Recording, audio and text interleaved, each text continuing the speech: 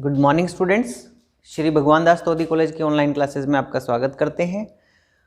आज हम पढ़ने वाले हैं एनालिडा का जो मेंबर हमने आपको नेरिस पढ़ाया था लास्ट वीडियो में, उस नेरिस की जो सेक्सुअल स्टेज है हिट्रोनेरिस, उसी की अपन आज बात करेंगे। हिट्रोनेरिस कोई अलग से जंतु नहीं होता है।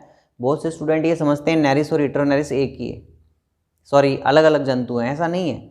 नेरिस की जो एसेक्सुअल स्टेज होती है तब उसको अपन नेरिस कहते हैं, लेकिन जब उसकी ब्रीडिंग पीरियड होता है, सेक्सुअल स्टेज होती है, तब वो अपनी बॉडी में कुछ इस तरह के चेंजेस कर लेता है, अलग प्रकार का दिखाई देता है। वो स्टेज कहलाती है इसकी हिट्रोनेरिस स्टेज। तो अपन आज के वीडियो के अंदर हिट्रोनेरिस स्टेज के बारे में डिस्कस करने वाले हैं कि हिट्रोनेरिस स्टेज हमें किस प्रकार की दिखाई देती है। ठीक है, तो चलिए हम बात करते हैं।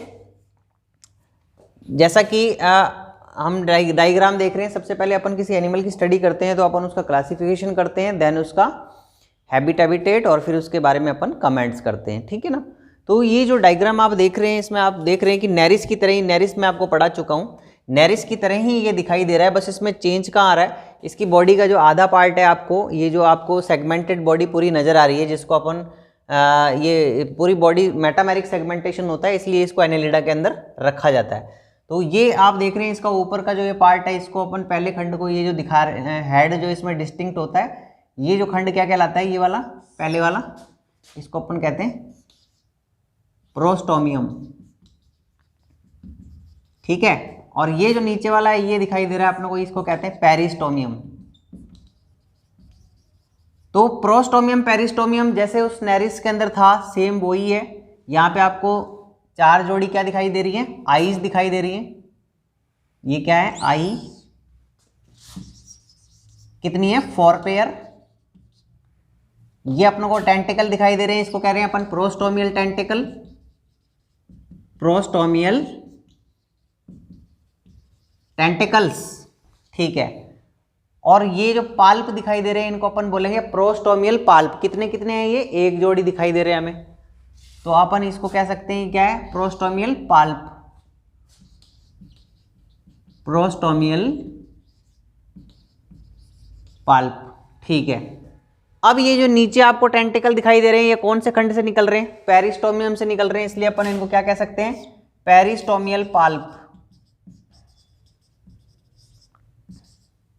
Sorry tentacle, पेरिस्टोमियल tentacles. अब आपको ये जो खंडित शरीर दिख रहा है, हमें डिफरेंस का नजर आ रहा है। ये आधा वाला जो नीचे का भाग आपको पूरा पूरा ये दिखाई दे रहा है, ये अलग तरह का हो जाता है, ब्रॉड हो जाता है, इसके पैरापोडिया बड़े आकार के हो जाते हैं, है ना।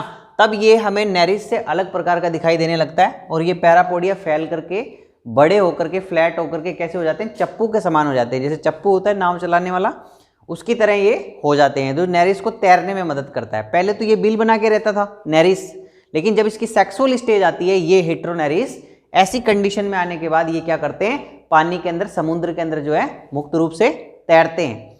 ठीक है, ब्रीडिंग के लिए, जनन के लिए ऐसा तैरते हैं, क्योंकि इनके पैरापोडिया फैल गए, आकार में बड़े हो गए। यही मेन डिफरेंस है।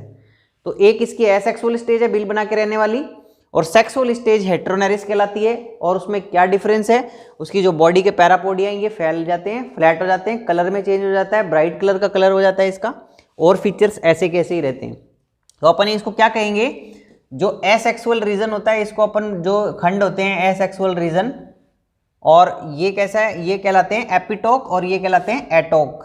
देखिए इसमें लिख देता हूं मैं, इतने इतने भाग को इसको क्या बोलेंगे, इन खंडों को क्या बोलेंगे, एटोक। और ये वाले खंड जो इसके सेक्सुअल दिखाई दे रहे हैं हमें, इनको क्या बोलेंगे, एपिटोक।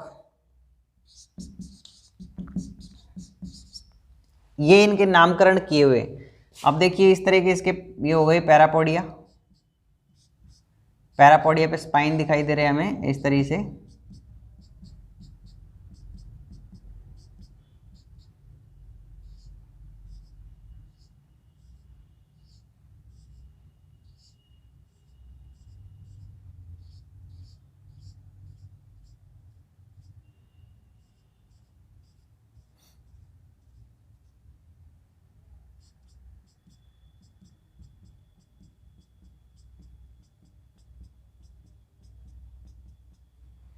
ये देखिए इस तरीके से पैरापोडिया फैल चुके हैं, अलग प्रकार के दिखाई दे रहे हैं उस खंड से। तब अपन इसको बोलेंगे एपिटॉक्स बोलते हैं इनको। तो ये दीज आर द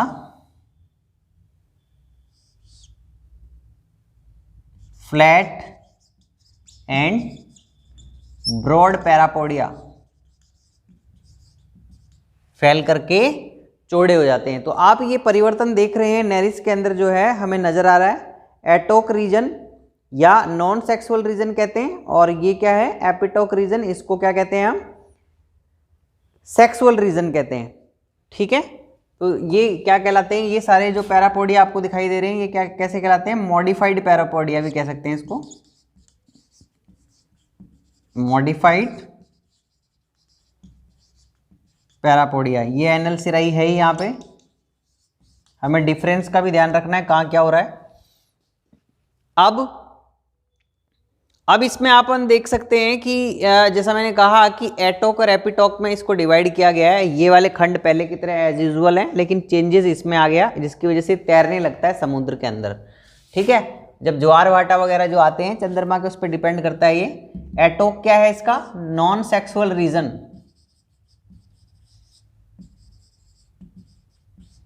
एपिटोक क्या है इसका, सेक्सुअल रीजन। आगे बात समझ में, इनका अलग अलग जो है हमने इस तरीके से नाम रखा हुआ है। तो ये हेटेरोनेरिस की सबसे पहले मैंने आपको स्ट्रक्चर बताई।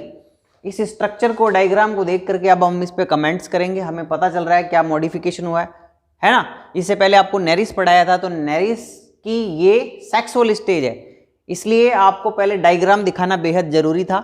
हमें इंट्रोडक्शन पॉइंट ऑफ व्यू से नेरिस के बारे में बहुत कुछ डिस्कस किया था लास्ट वीडियो में, लेकिन यहाँ हमें केवल इसकी जो संरचना में परिवर्तन आया है नेरिस की, जिसकी वजह से हम इसको हेटेरोनेरिस बोल रहे हैं, उसके बारे में हमें बात करना जरूरी है। चलिए अब इस पे अपन कमेंट्स करते हैं। ठीक है, हेटेरोनेरिस, तो सबसे पहले मैं यही कहूंगा कि heteronereis is the sexual stage of Nereis. Malmgren नामक वैज्ञानिक था, क्या कहोगे आप, this is the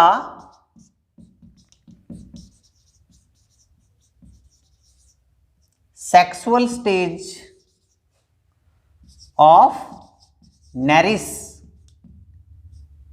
end this name given by Malmgren. एक वैज्ञानिक थे जिनका नाम क्या था, मेलिब ग्रीन। ये मेलिब ग्रीन नामक वैज्ञानिक थे, इसने नेरिस को हेटेरोनेरिस नाम दिया। इसने देखा कि ये तो इसकी अवस्था बिल्कुल अलग प्रकार की दिखाई दे रही है, पहले अलग प्रकार का दिखाई दे रहा था, लेकिन जब इसकी सेक्सुअल स्टेज आई, ब्रीडिंग अवस्था आई, जनन काल जब इसका शुरू होता है, तो जनन काल में ये परिवर्तित हो गया। जंतु एक ही है, परिवर्तित होकर के वो समुद्र में जब इसके पैरापोडिया फैल गए, शरीर में परिवर्तन आ गया, ब्राइट कलर का हो गया, और तब ये समुद्र की सतह पर क्या करना शुरू कर दिया, इसने तैरना शुरू कर दिया। हजारों की संख्या में नेरिस जो है अपने ब्रीडिंग टाइम में हेटेरोनेरिस हमें स्टेजेस दिखाई देती हैं, और फिर ये मेटिंग करते हैं। इनमें जब वो हो जाता है, फर्टिलाइजेशन हो जाता है, उसके बाद ये वापस से नॉन उसमें ब्रीडिंग अवस्था में, या हम जिसको कह सकते हैं नेरिस के अंदर कन्वर्ट हो जाते हैं। वापस ये बिल बना करके अपने जो है स्थानों पर आ जाता है, और वहाँ पे इसका हैबिटेट उसी तरह का हो जाता है। तो सबसे पहली बात क्या है हेटेरोनेरिस के प्रति, कि heteronereis is the sexual stage of the Nereis and this name was given by Malmgren. ठीक है, आगे हम बात करते हैं कि अब क्या परिवर्तन इसमें हमें देखने को मिल रहे हैं। तो हम देखते हैं कि इसमें देखिए, अब क्लासिफिकेशन आपको दोबारा से बताने की जरूरत तो है नहीं, आपको मालूम है कि क्लासिफिकेशन वही है जो नेरिस का था, क्योंकि ये वही तो है, एनिमल अलग तो है नहीं। तो हम कह सकते हैं कि ये समुद्र की सतह पर सक्रिय रूप से तैरता है। क्या करता है,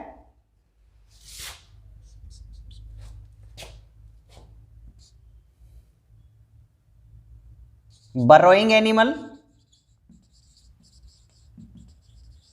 but in sexual stage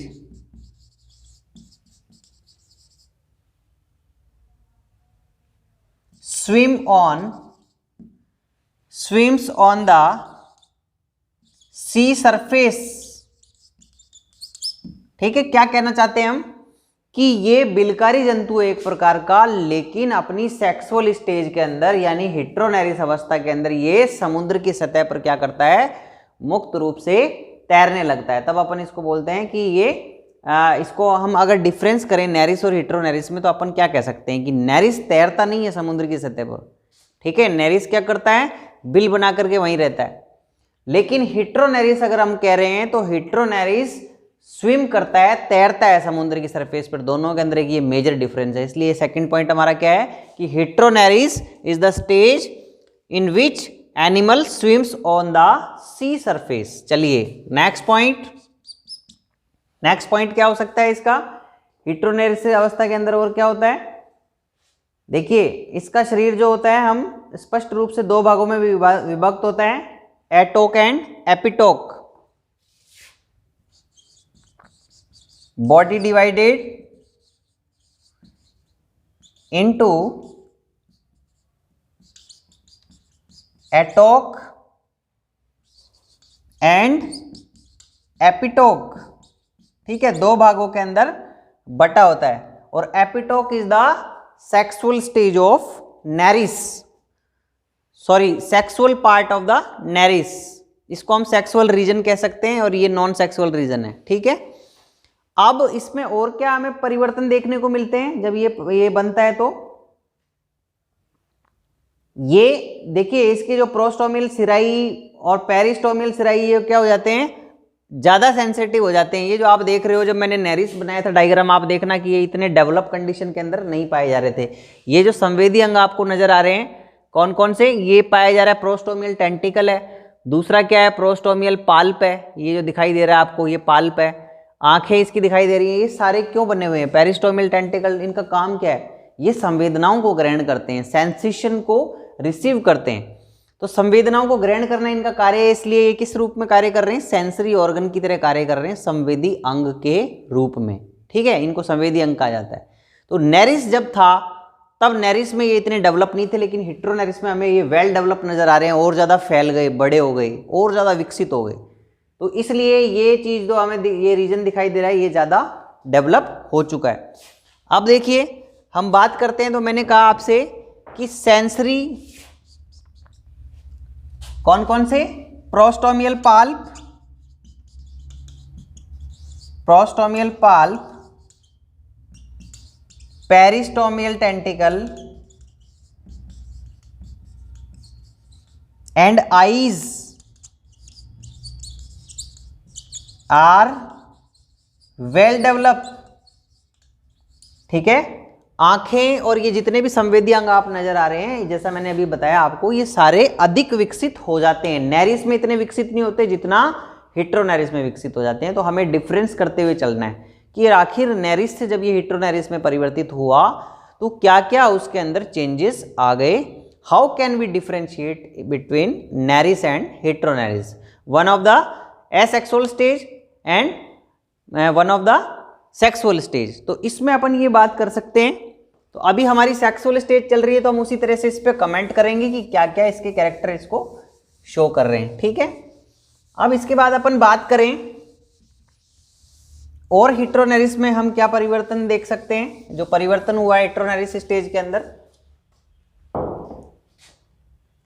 देखिए हिट्रोनेरिस में आईज भी बड़ी स्पष्ट हो गई है, हम कह ही रहे हैं, और जो पश्च भाग होता है, पोस्टीरियर रीजन होता है, उसके पैरापोडिया पत्ती के समान हो जाते हैं, वेल डेवलप हो जाते हैं। Parapodia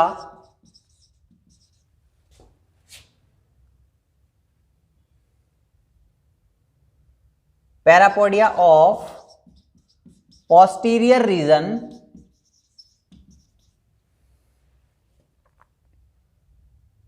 looks like leaf and well developed। देखिए ये जो आपको दिख रहा है ये पश्च भाग है, पोस्टीरियर रीजन है, और ये एंटीरियर रीजन है। जो पश्च भाग के जो पैरापोडिया आपको दिखाई दे रहे हैं ये ज़्यादा फैल जाते हैं, जैसा मैंने शुरू में भी बताया आपको, ज़्यादा फ्लैट हो जाते हैं, फैल जाते हैं, बड़े हो जाते हैं, अधिक विकसित हो जाते हैं इनकी तुलना में, तो पत्ती के समान दिखाई देने लगते हैं। तो हम कह सकते हैं कि पोस्टीरियर रीजन के जो पैरापोडिया है पत्ती के समान फैल करके वेल डेवलप होकर के विकसित होकर के विशिष्ट प्रकार के दिखाई देते हैं, इसलिए ये समुद्र की सरफेस पर तैरने के योग्य हो जाता है। अगर ये वेल डेवलप नहीं होंगे तो तैरेगा कैसे? तो चप्पू के समान हो जाते हैं, looks like. So parapodia of posterior reason looks like leaf and well develop for swim on the surface of water। पानी की सतह पर तैरने के लिए कैसे हो जाते हैं? चप्पू के समान हो जाते हैं, पत्ती के समान हो जाते हैं, फैल जाते हैं। ये परिवर्तन आया। चलिए, ये भी एक मुख्य परिवर्तन था। और क्या हो गया इसमें? वैस्कुलर भी हो जाते हैं अधिक, ठीक है। इसके डॉर्सल और एनल सिराई लंबे हो जाते हैं। पाश्चर पदों के पुराने शूक जो होते हैं, ये जो होते हैं गिर जाते हैं, नए पत्ती के समान, पतवार के समान शूकों का निर्माण कर लिया जाता है। और हम क्या कह सकते हैं कि पश्च भाग में अधिक जनन कोशिकाओं के निर्माण में एनल सेगमेंट पर सेंसरी पैपिला का विकास हो जाता है। Sensory papilla develop on anal segment, ठीक है। एनल सेगमेंट पर सेंसरी पैपिला का विकास हो जाता है। ये भी एक कैरेक्टर आ गया इसमें। यहां पे देखिए, ये संवेदी जो है इस प्रकार से इसका हो जाता है। और हम क्या कह रहे हैं कि ये इस भाग के अंदर इंटेस्टाइन जो होती है इसकी निष्क्रिय हो जाती है। क्यों हो जाती है निष्क्रिय? क्योंकि ये भाग जो है जनन के लिए ज्यादा क्या हो गया? अनुकूल हो गया। तो हम कह सकते हैं कि पश्च भाग में जर्म सेल का निर्माण अधिक हो जाता है, इसलिए इंटेस्टाइन इनएक्टिव हो जाती है।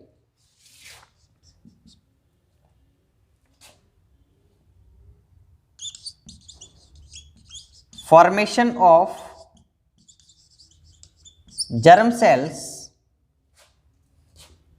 ऑन पोस्टीरियर रीजन, पश्च क्षेत्र में जनन कोशिकाओं का निर्माण क्या हो जाता है? अधिक हो जाता है। इस वजह से वहां पर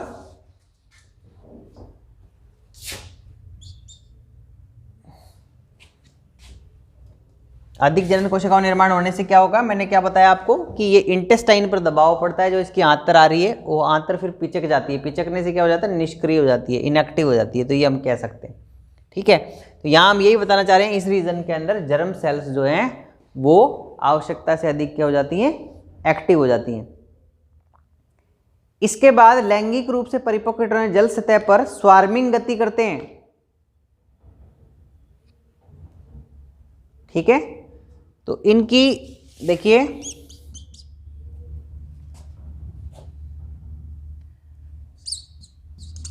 स्विमिंग ऑफ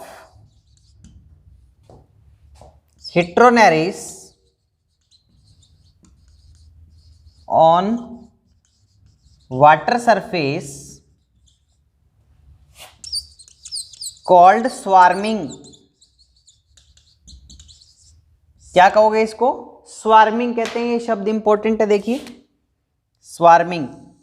तो जब बहुत सारे नेरिस जो हैं समुद्र की सतह पर इस प्रकार से तैरने लगते हैं अपनी सेक्सुअल स्टेज में, हिट्रोनेरिस जो हैं ब्रीडिंग सीजन के अंदर अपने इन पैरापोडिया को फैला करके तैरते हुए बहुत सारे नजर आते हैं, तो अपन उसको कहते हैं स्वार्मिंग, ठीक है। ये शब्द कई जगह एग्जाम्स में भी पूछा जाता है कि how will you define swarming. So swarming किसे कह सकते हैं? कि जब बहुत सारे हेट्रोनेरिस जो हैं ये अपने पैरापोडिया के द्वारा, जो पीछे वाले पैरापोडिया उनके द्वारा तैर रहे हैं, पत्ती के समान, चप्पू के समान इनके पैरापोडिया हो गए, उसके द्वारा खूब सारे तैर रहे हैं, तो अपन उसको स्वार्मिंग कह सकते हैं। और जैसे ही ये अपने गैमेट को रिलीज करते हैं, मतलब कि इनका मकसद क्या है ब्रीडिंग सीजन में, जो मेल गैमेट होगा या फीमेल गैमेट होगा उनको पानी के अंदर छोड़ना। तो जब ये जैसे ही अपने गैमेट को रिलीज करते हैं तुरंत ही इनकी हेट्रोनेरिस की मृत्यु हो जाती है, ठीक है ना। तो अधिकतर जंतु मर जाते हैं स्वार्मिंग के दौरान। तो ये एक इंपॉर्टेंट कैरेक्टर है। तो ये आज के वीडियो के अंदर हमने जो नेरिस की सेक्सुअल स्टेज थी जिसको हम हेट्रोनेरिस नाम से जानते हैं, हेट्रोनेरिस क्यों कहा जाता है इसको, और क्या क्या इसके कैरेक्टर्स हैं, इसके बारे में हमने आज के इस वीडियो के अंदर अपनों ने डिस्कस किया कि हेटेरोनेरिस क्यों कहते हैं इसको, उस नेरिस में और इस नेरिस में क्या फ़र्क है।